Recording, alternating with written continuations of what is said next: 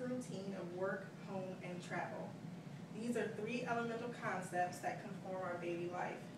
So quickly paced that we are that we do not stop and wonder or even appreciate the things that came before us that we somehow take for granted. Something as simple as plumbing years ago was considered a luxury. To be treated fairly was once a dream.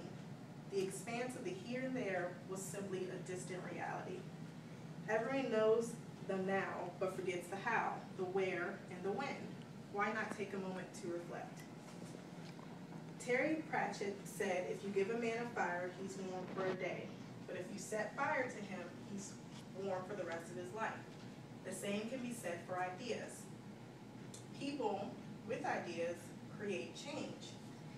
This is proven throughout history, as within the French Revolution, the poor man in his conditions went after the wealthy king and queen and created the French Revolution. The conditions of slavery created the Civil War. Conditions created enlightenment, which led to change. The same can be said for American history. New Amsterdam was founded by the Dutch in 1600, but by 1665, the British had came in, taken over the colony, and named it Manhattan. But the immigrant would have a lasting effect in the region. In the 1900s, a new wave of immigrants came into the country. 20 million people came through Ellis Island to make a better life for themselves, often escaping poverty-oppressed homes or poverty-stricken economies. The American dollar was basically a dream. Everyone wanted to come and make it happen. But when they got here, that dream wasn't quite what they expected it to be. There was much discourse between the old and the new immigrant. The old immigrant that was here from the 1870s kind of got the same treatment as the citizens that lived here before, but when the new immigrant came in, they were replaced. The new immigrant was often given the dirtiest and most dangerous jobs. They often replaced African American citizens and Latino citizens, and they were outsourced from their companies to come over to America to work for wages that were 10% less than the average citizen. In 1920, 20% of the manufacturing workers were women, and 13% of those women were younger than 13 years old. The youngest factory worker was 9 years old. And they created strikes, approximately 23,000 of them, to try to change the conditions of the work environment. However, much happened. They would either appease them or get rid of them. Most union workers were coerced, arrested, or killed. The people in their 20s were exposed to most infectious diseases. In 1909, the International Garment Workers Union made a strike against the Triangle Shirtwaist Factory. Coincidentally, although nothing changed at the time, it would be this factory that brought about the change to the American workforce. Tragedy struck in 1911. In 18 minutes, 145 people would be dead. Most factory workers at that time locked their employees in to keep them focused on the work. When the fire broke out, panic ensued, chaos spread. Only one elevator existed in the factory. 36 people died in that elevator shaft trying to get out because after only 4 trips, it could not hold itself. 49 people died clawing at a door because they could not get out. In despair and without nothing else to do, 58 people leapt from the windows onto the ground and died on the pavement while a group of people watched. It was considered the worst tragedy in American history at the time, and it showcased just how bad the working conditions truly were for the American immigrant. The Factory Investigating Commission worked to find out what was wrong with the factories and why such a tragedy happened. The owners of the building, Harris and Blanc, were actually acquitted of manslaughter, but how can they not be? There were no laws at the time stating how they should treat their worker. But by the end of the investigation by the commission, 36 laws were passed. And in 1938, Roosevelt passed the Fair Labor Standards Act, which created the work environment that you have now. But labor was not the only thing that the immigrant had to contend with. Tenement housing began in the late 1800s. It began as a way to basically give the more inflowing immigrants a place to live. By 1900s, though, it had become dire, but nowhere was it most dire than in the United States or in New York City. Disease ran rampant. There was no health codes, no simple trash removal, sewer system. If you wanted to go to the restroom, it was in a porta potty out in the back, much how we do construction working today. 2,372 people out of 3,437 people lived in tenement housing. And in 1889, Riz did a portfolio called How the Other Half Lives. In the portfolio, it had pictures showing the wretched conditions of tenement housing. Reformers such as the Tenement Housing Commission and the settlement housing movement worked to improve those conditions, but it didn't change on a national level. Disease such as typhoid fever and tuberculosis ran rapid. 35% of deaths between 15 and 35 were caused by tuberculosis. Typhoid fever was something that no one had even heard of. A healthier carrier could pass it on, such as the case with Mary Malone, who infected 33 people and had 3 deaths. She had no idea she was carrying the disease, and because of our ignorance, she was in prison, as with other carriers, and treated very unjustly.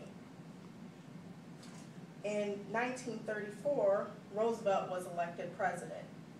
When he came to office, he was already a police commissioner and governor of New York.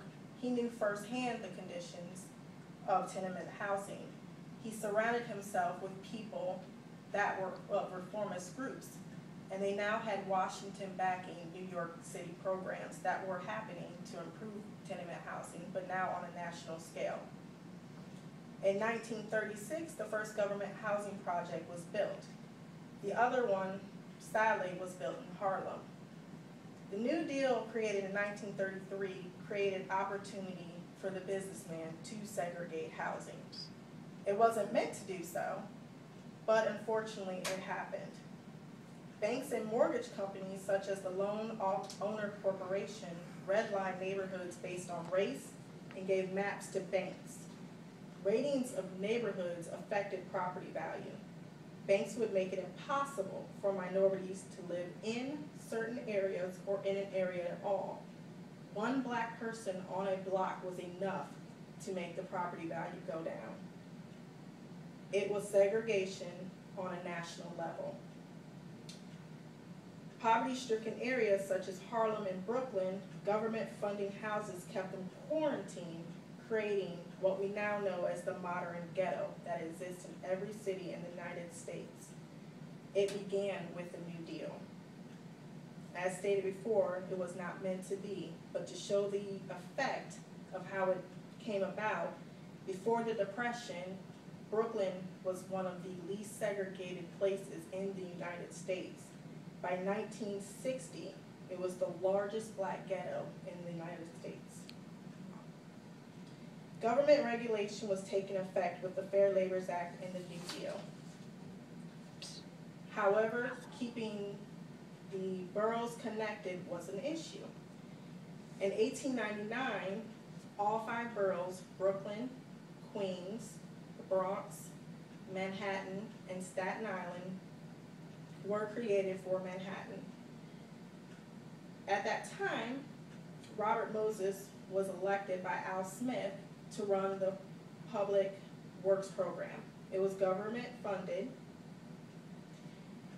He was not a man that was liked, but he believed in the vehicle and where he can move it. When Henry Ford mass-produced the automobile, the middle class could finally own cars. It wasn't considered a rich man's luxury, as if we have the yacht or the snowmobile. but there was no fixed highway for these vehicles, and more often than not, children playing in the street were ran over because there were no state laws or traffic lights or anything to maintain public transportation. Robert Moses had a plan for that, and although he was not likable just because he used blackmail, coercion, or other illegal means to get rid of and destroy neighborhoods, he did create the first fixed highway system. He also built 255 parks and spent over $200 million reworking New York City. When the New Deal came about, it allowed for federally government money to basically fund enterprises that were state localized, which was the first. So because of that, he could create more bridges such as the Tri-Rail Bridge, ferries, subways, and other means of transportation to pretty much make New York a whole. At that time, you have to remember the Bronx was still considered a rural area of plains. New York understood that the key to economic success was the ability to rub up against thy neighbor. Old immigrants came in, or new immigrants came in to basically replace old immigrants. So old immigrants made subways, highways, bridges for new immigrants. It became a constant cycle, the old paving new ways for the new. On a side note, it has to be stated that although Robert Moses did build 255 playgrounds and public park areas in New York City at the time, only 2 were for black neighborhoods. While everyone else was enjoying slides, boards, swimming pools, black children were still playing outside in the streets with broomsticks and running through hydrants to keep warm. So what have we learned? What can we gain? How much do we understand better? The 1900s brought attention to the poor man's plight that could no longer be ignored. The New Deal basically implemented welfare, federal funded dollars going into state enterprises. It created federally funded projects that have created attitudes that are reflected today. Through the New Deal, many built what was now the new America and its consequences, such as in the Golden Age, which was to redistribute wealth and promotion of segregation in neighborhoods across the United States. Because of the New Deal, New York housing brownstone became a trademark in other cities. If you look on your map today, and in any city, you will see those buildings rising from the skies. New Yorkers, where they came from. New York was the platform in which programs were initiated nationally through first-hand testimony and its politicians such as LaGuardia, Moses, and Roosevelt. I think that's it. Good. Got it.